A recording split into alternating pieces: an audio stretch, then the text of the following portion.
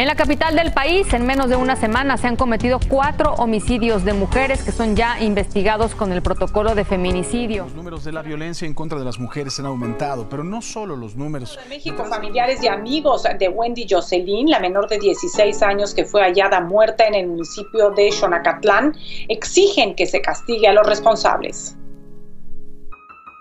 Ya no sale de casa, el miedo la invadió. Maldita sociedad que mata ya sin compasión. Ya no sale de casa, el miedo la invadió. Maldita sociedad que mata ya sin compasión.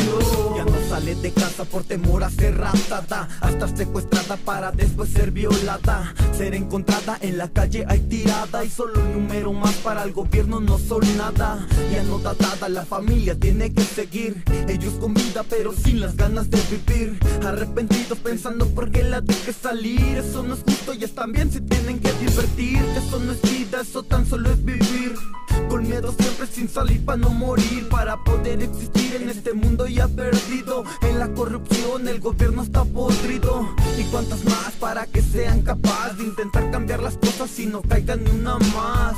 Y cuántas más para que sean capaces de intentar cambiar las cosas y no caigan ni una más. Pero nada, aumentan las violaciones, las muertes, secuestros, desapariciones. Esas acciones tienen reacciones, cansados de vivir en estas condiciones. En ocasiones el pueblo desesperado hace huelgas por casos no investigados y no hacen nada, se quedan sentados. El gobierno solo está callado. Ya no sale de casa, el miedo la invadió.